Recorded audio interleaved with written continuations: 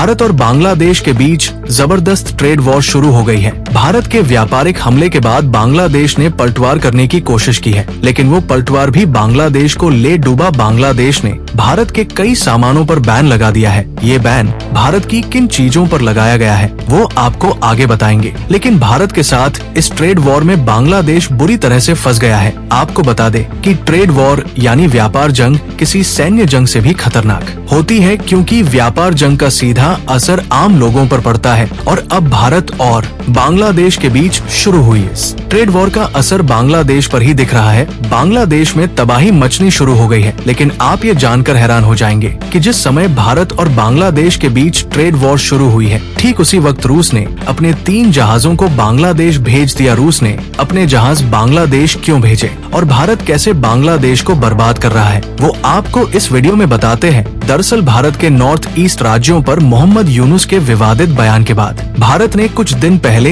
एक बड़ा एक्शन लेते हुए बांग्लादेश को दी जाने वाली ट्रांसशिपमेंट फैसिलिटी को रद्द कर दिया। ये वो सुविधा थी जिसके तहत बांग्लादेश मुफ्त में भारत के बंदरगाहों और हवाई अड्डों का इस्तेमाल करके दुनिया को अपना सामान बेच रहा था, लेकिन भारत ने रातों रात बांग्लादेश को दी जाने वाली इस सुविधा को बंद कर दिया। असर ये हुआ कि भारत के इस फैसले ने बांग्लादेश के व्यापारियों की कमर तोड़नी शुरू कर दी। जो सामान बांग्लादेश किफायती दरों पर पूरी दुनिया को बेच रहा था, वो सारा सामान ट्रांसशिपमेंट फैसिलिटी रुकने के बाद महंगा हो गया है। इसके अलावा डोनाल्ड ट्रंप ने जो बांग्लादेश पर टैरिफ लगाए हैं, उनकी वजह से वो सामान और भी ज्यादा महंगा हो गया है, यानी बांग्लादेश का सामान अब कोई खरीदना नहीं चाह रहा। ऐसे में भारत पर पलटवार करने के लिए मोहम्मद यूनुस सरकार ने भारत के कुछ सामानों पर अब बैन लगा दिया है। बांग्लादेशी अखबारों के मुताबिक भारत से आने वाले सूत के धागे, दूध पाउडर, तंबाकू, अखबार के कागज समेत कई तरह के कागजों पर बांग्लादेश ने बैन लगा दिया। बताया जा रहा है कि इसके अलावा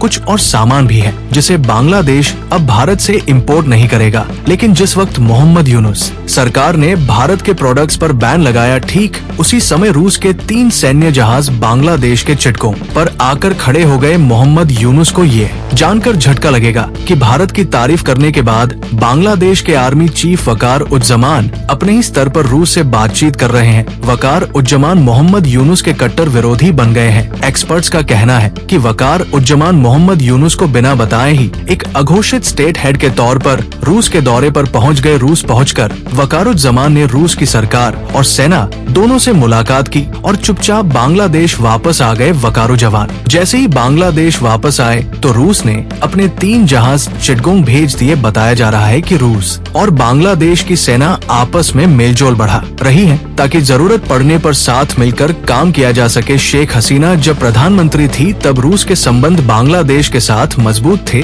शेख हसीना के प्रधानमंत्री रहते हुए रूस और भारत ने बांग्लादेश का पहला न्यूक्लियर पावर प्लांट बनाना शुरू किया, लेकिन मोहम्मद यूनुस ने आते ही रूस और भारत के इस प्रोजेक्ट पर ग्रहण लगा दिया। भारत की तरह रूस भी जानता है कि बांग्लादेश में अमेरिका और चीन भी घुसना चाहते हैं। अमेरिका और चीन बांग्लादेश के चिटगोंग इलाके में अपना नेवल बेस बनाना चाहते हैं, लेकिन रूस और भारत ये होने नहीं देंगे। इसीलिए रूस ने बड़ा संदेश देते हुए चिटगोंग में ही अपने जहाजों को भेज दिया। तो पूरी कहानी का मतलब ये है कि भारत ने बांग्लादेश को आर्थिक तौर पर तोड़ना तो शुरू कर ही दिया है, लेकिन अब भारत और भारत का मित्र देश रूस भी बांग्लादेश को घेर रहा।